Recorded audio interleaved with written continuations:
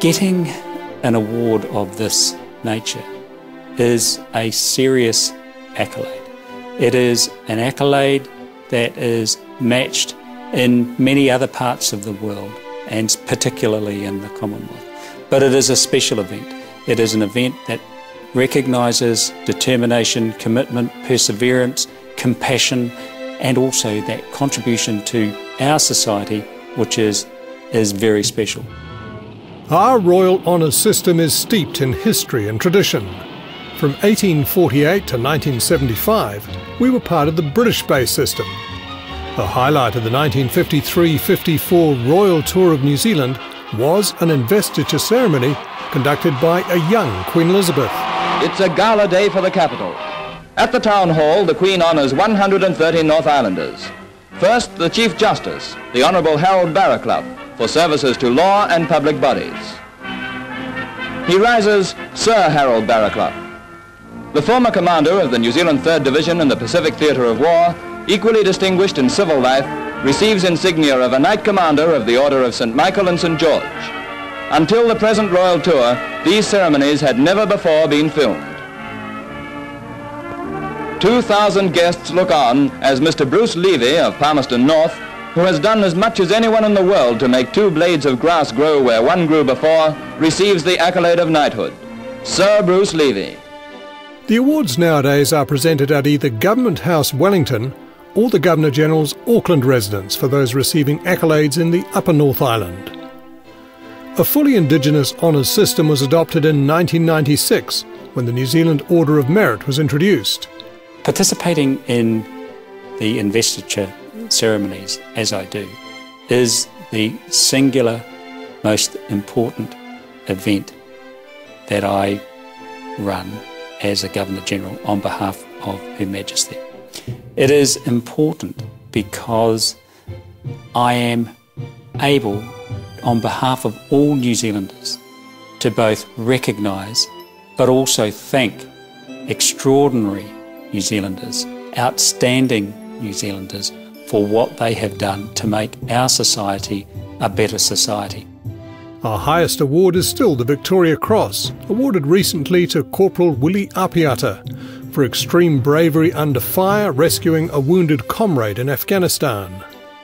The Order of New Zealand comes next, with its ordinary membership restricted to just 20 living persons.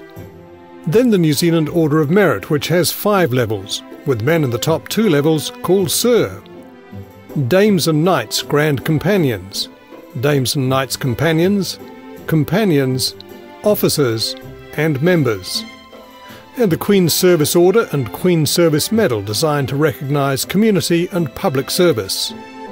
New Zealand's honours system also includes a series of gallantry and bravery awards. I think it is important that we acknowledge and celebrate the people in our society that do make a contribution, that do show that there is something special about helping others, because that's what most people are recognised for, whether that's in a singular act or in a series of commitments to the society that we live in. I think it's really important. The awards are presented by Her Majesty's representative in New Zealand, His Excellency the Governor-General.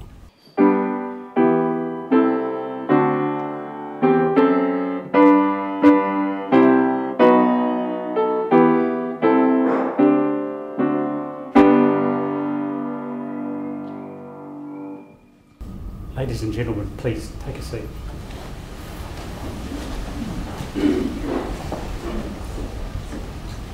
E ngā mana e ngā reo, e ngā iwi o te motu e huhui nei tēnei aku mihi mahana ki a koutou. Te manuhiri tuārangi, te manuhiri waiwai tapu no mai haere mai. Distinguished guests, ladies and gentlemen, I extend a warm greeting to you all.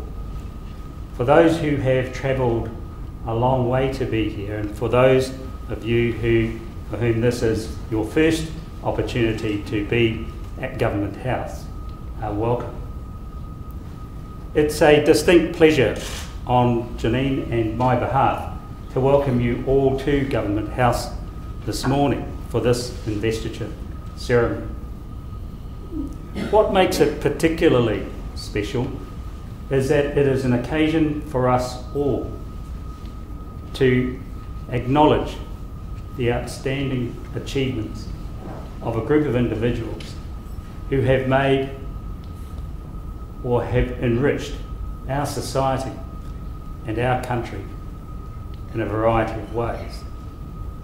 As Governor-General, I have the authority and the privilege on behalf of Her Majesty the Queen of New Zealand to hold an investiture ceremony for her and to confer the honours to which each of the recipients is entitled. Those who are being honoured today have indeed rendered outstanding service to our country, and it is fitting that we recognise them in this way.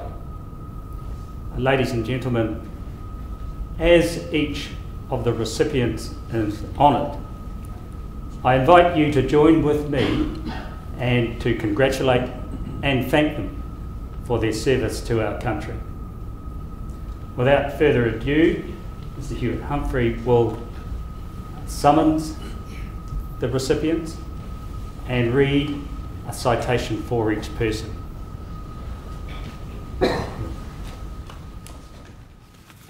Your Excellency, to receive the Queen's Service Medal, Mr. Mujeeb Syed of Auckland for services to the Muslim community.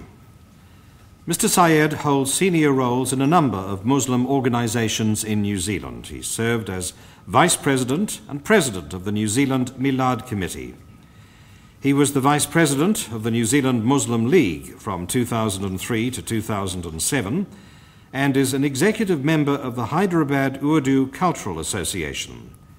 He presented Islamic radio programs for Radio Tirana from 1998 to 2000. Mr. Syed is the New Zealand correspondent for the Siasat Daily newspaper based in Hyderabad.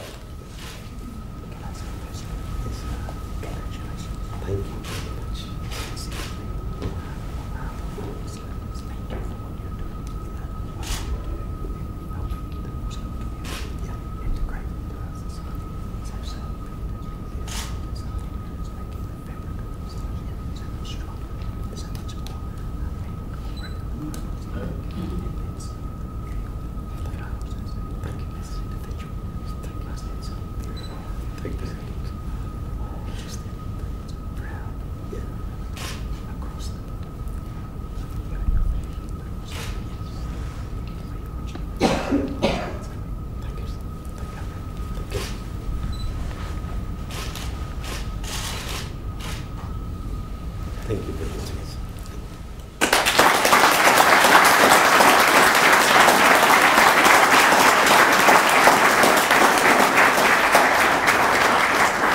Your Excellency, the investiture is concluded.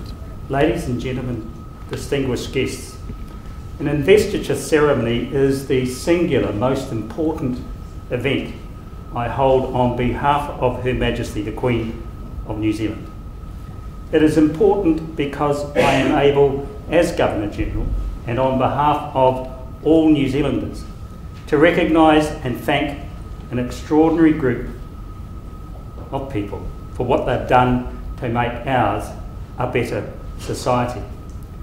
I'm just going to deviate from my speech notes, and I'm explaining that because the signers are providing a commentary to this. But I want to deviate just for a short while. Firstly, can I acknowledge the Honourable David Carter representing the Crown? Can I also acknowledge the Honourable Nanaia Mahuta, a Member of Parliament? And can I also acknowledge the young people who are in the audience today, and probably more than I have seen at any of the investitures in this venue. And you are managing remarkably well. So relax, parents. Could I also say that today you and I have witnessed an exceptional group and probably one of the broadest ranges of recipients and honours to be awarded. And they encompass almost all of the orders for which I in New Zealand am able to make or confer the honour. And the first is to Dame Malvina Major. The Order of New Zealand is our most significant, it is the most prominent order. And the special piece about Dame Malvina's order is that the honour she receives has a whakapapa, a history to it. And her history is now joined with Janet Frame. And I think that's a marvellous both accolade for Janet, but also for you, Malvina. We've also seen Dame Peter Stewart invested today.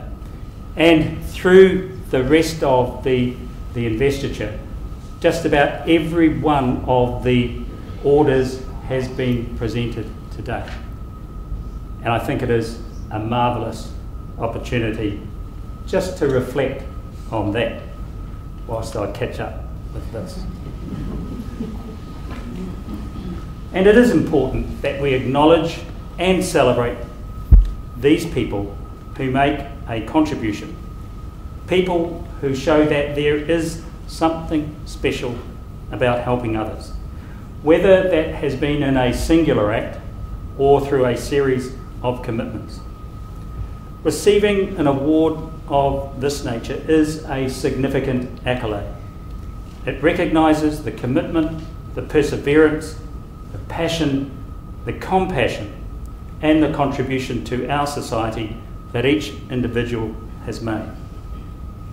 To the recipients, we have all been privileged to hear your stories. You have set a fine example which inspires, encourages, and motivates others. In your own way, each of you promotes something that is important to we New Zealanders. With that said, I could think of no better phrase to sum up your qualities, nor a person to select, than the late Sir Edmund Hillary's words. He was a foundation member of the Order of New Zealand, to which we today have inducted its newest member, Dame Malvina. Sir Edmund said, "If the going is tough and the pressure is on, if reserves of strength have been drained and the summit still not in sight, then the quality to see in a person is neither great strength nor quickness of hand, but rather a resolute mind firmly set on its purpose that refuses to let its body slacken or rest." Ladies and gentlemen, your contribution, your resolute character, and your commitment has brought us together today. In different ways, your contribution has enriched the cultural, social, and economic fabric of Aotearoa New Zealand. On behalf of the Queen of New Zealand, and on behalf of all New Zealanders, I congratulate you on your achievements. Kia ora hui hui tātou katoa. Again, greetings to you all.